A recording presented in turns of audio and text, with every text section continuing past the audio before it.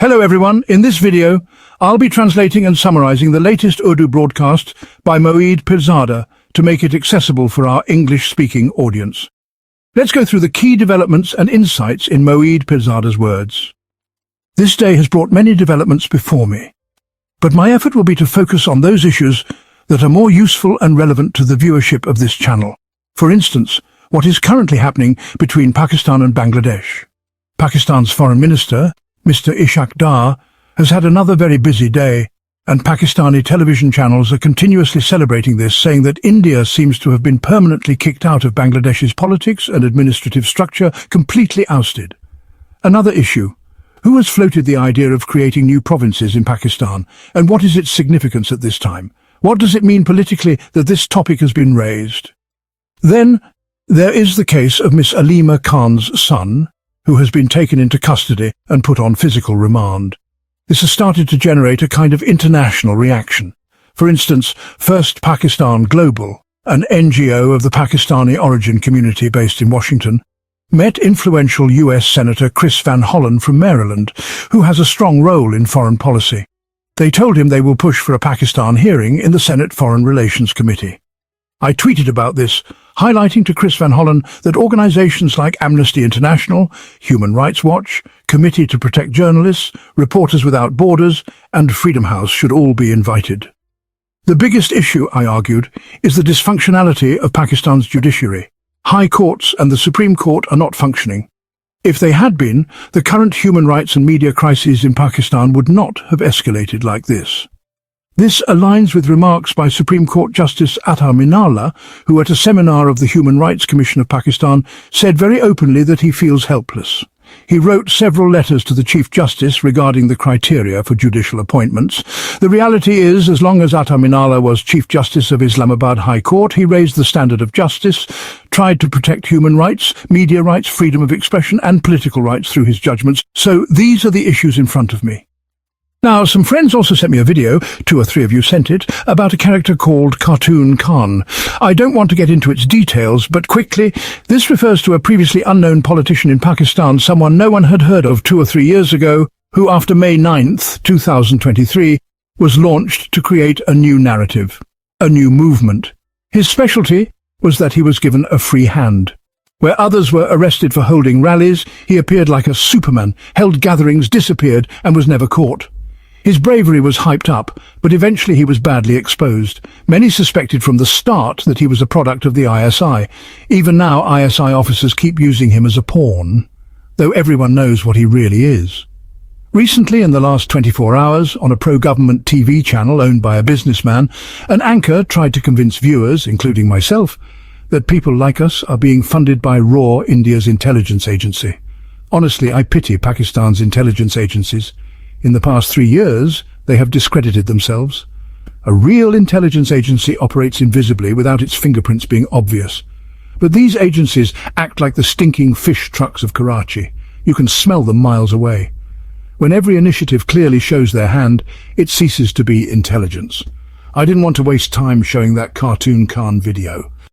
Now, coming to Bangladesh, and the claim that India has been permanently kicked out of Bangladesh's politics. Pakistani TV channels are celebrating this, but let's examine the background and the chilling reality. Foreign Minister and Deputy PM Ishaq Dar, also called Sammy by some, had another day of important meetings. A day earlier, he had met all political factions in Bangladesh except Sheikh Hasina's Awami League. Reportedly, he was also scheduled to meet former PM Khaleda Zia. On Sunday he met Dr. Muhammad Yunus, the so-called chief advisor, but in reality the central figure in Bangladesh's decision-making. According to Pakistani newspapers, several MOUs were signed between Pakistan and Bangladesh, covering cooperation between news agencies, think tanks, foreign service academies, as well as agreements on economics, trade and visa-free entry for officials and diplomats. But what's missing is that businessmen and investors should have been included in this visa-free arrangement. Bureaucracies think narrowly. Meanwhile, Pakistani TV channels are spinning this as India's great defeat. Why? Since the creation of Bangladesh in 1971, both Pakistani and Indian intelligence agencies have competed for influence there. After Sheikh Mujibur Rahman was assassinated in 1975, Indian analysts blamed Pakistan's army and ISI. International and Western writings do not confirm this, but Indian narratives do. In the late 1970s and 80s, under General Ziaur Rahman in Bangladesh and General Zia-ul-Haq in Pakistan, relations between Pakistan and Bangladesh improved, while Bangladesh's relations with India soured, particularly over river water disputes. From 1991 onwards, Bangladesh entered what is called the era of the Begums. This meant alternating governments of Khaleda Zia from the BNP and Sheikh Hasina from the Awami League. Whenever Khaleda Zia was in power, Pakistan-Bangladesh relations improved, but when Hasina ruled, ties with Pakistan soured, and India's influence really rose to new heights. Indian intelligence observed that the BNP could only govern when Jamaat-e-Islami backed it, and they believed Jamaat was supported by the ISI. Now, from 2009 to 2024, Sheikh Hasina's uninterrupted 15-year rule transformed Bangladesh in significant ways. There were really two key features. First, economic prosperity, especially in exports, and second, total Indian influence over Bangladesh's political and administrative decisions. Reports even suggest that no key position in Bangladesh could be filled without Indian approval during this period. Hasina's government targeted Jamaat-e-Islami, launching the Shahbaz movement, branding its leaders as traitors from 1971 and executing 5 or 6 of them. As a result, Jamaat-e-Islami took to the streets in Bangladesh, and sadly, widespread massacres occurred, with hundreds of people killed. At least 2 or 3 times, such movements were launched against Sheikh Hasina's government, but each time, by using the state's vast coercive apparatus, she managed to crush them, leading to, again, the deaths of hundreds of people. This was a very repressive period, and it seemed for a while as if Sheikh Hasina would forever rule Bangladesh with an iron hand. Later, in August 2024, once again, people came out on the streets against Sheikh Hasina. Students participated, and once again, Jamaat was part of it. Religious elements were present as well. Sheikh Hasina was forced to flee and take refuge inside India. During this entire repressive period in Bangladesh, from 2009 to 2024, India's intelligence agency, RAW, made its biggest blunder. It threw all its weight behind Sheikh Hasina's government. First under India's administration, and later under Narendra Modi's government, full backing was given to Sheikh Hasina. India's objective was twofold: to keep Bangladesh under control and to keep Pakistan out of Bangladesh's politics. Now, when you see Pakistani television channels celebrating, the background is that after the political change of August 2024, Pakistan has once again managed to re-enter Bangladesh. From that point of view, it makes perfect sense why Pakistan is celebrating its return into Bangladesh, projecting that it has forced India out. But wisdom and prudence, as I have said before in previous talks, demand that both India and Pakistan cooperate within Bangladesh's political space, rather than try to dominate each other. These Pakistani celebrations are, in fact, quite premature. The reason is geography. If you look at the map of Bangladesh, you'll see that 3 sides of the country are surrounded by India, and the 4th side is the sea. To the west lies the large Indian state of West Bengal. To the north you see Bihar. Further north and west you see Assam, Nagaland, Tripura and Manipur. Indians fear that if Pakistan stabilizes its position inside Bangladesh and builds the kind of relations that are currently being shown, then Pakistan could use Bangladeshi territory for adventurism by destabilizing Indian states, especially the northeast, where separatist insurgencies are already active in Nagaland and Tripura. These fears are honestly somewhat exaggerated. I don't know if Pakistan has that much capacity or capability, but given the celebratory mood, perhaps some elements think along these lines. If so, they are mistaken, because Bangladesh's geography makes such ambitions unrealistic.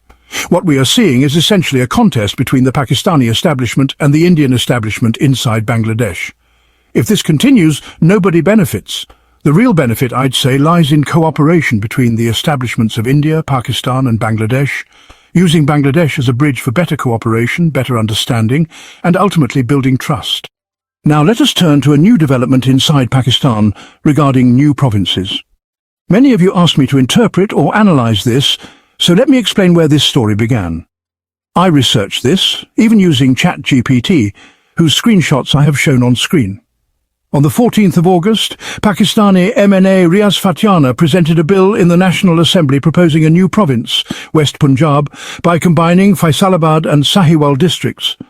On the 19th of August, Asian News published an article titled "Voice of Pakistan" by Akhtar Rohela, claiming that the government had made an informal decision to convert Pakistan into 12 provinces, with each province having 3 divisions. On the 20th of August, Mian Amir Mahmood, a very prominent media personality, chairman of Punjab Group of Colleges and Dunya News, said in a university seminar that Pakistan's divisions should be converted into provinces. This was covered in the English daily The Nation. I know Mian Amir personally. This has been his long-standing idea. He has discussed it with me many times, asked me to hold programs on it, even commissioned academics to write policy papers.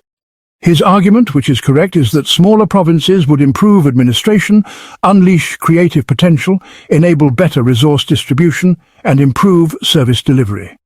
Punjab alone now has over 130 million people, he pointed out, making it unmanageable as a single province.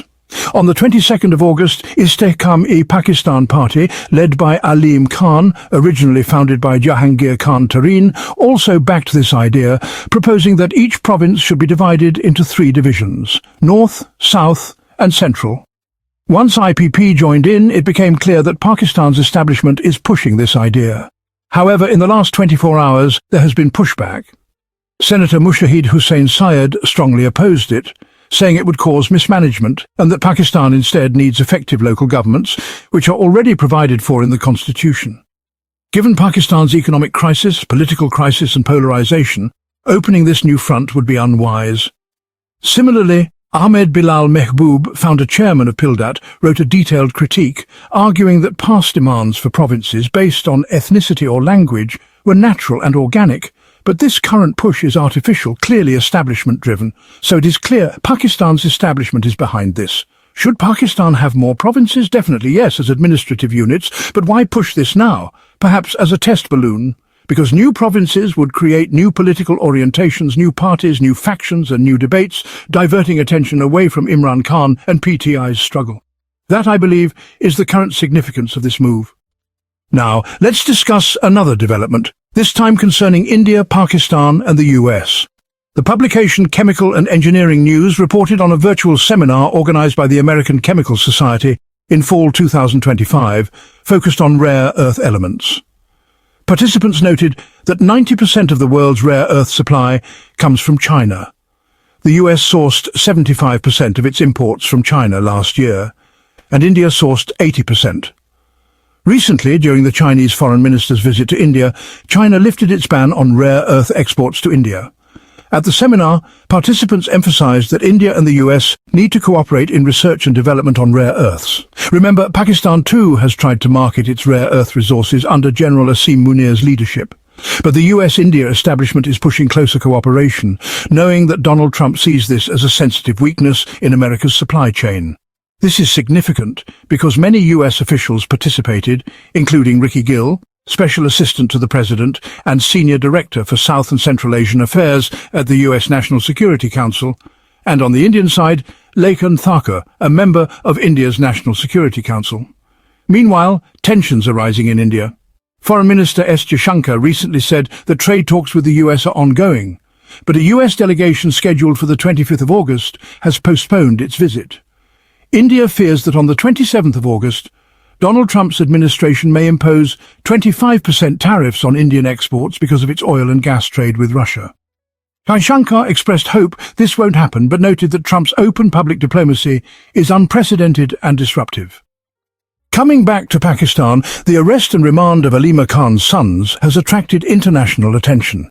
Influential Western podcaster Mario Naufal, an Australian of Lebanese origin, interviewed Alima Khan recently, and clips of it are widely circulating, including on PTI's YouTube channel. In Washington, Pakistani community NGO First Pakistan Global met with US Senator Chris Van Hollen from Maryland, who is a key voice in foreign policy. He said he would call on the Senate Foreign Relations Committee to hold a hearing on Pakistan's human rights and political situation.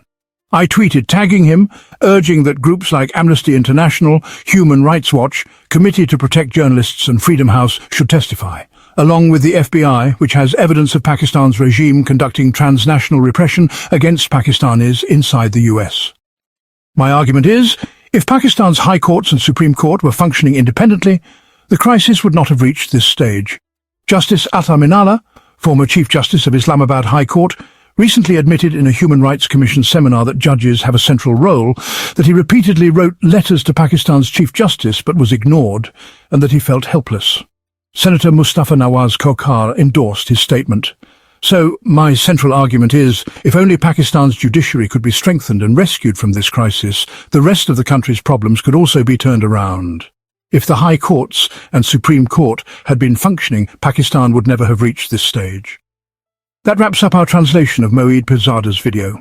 I hope this English version helped you understand his message better. Please like, share and subscribe to Awami Lens to help our community grow. Don't forget to leave a comment below and let me know what you thought of this effort.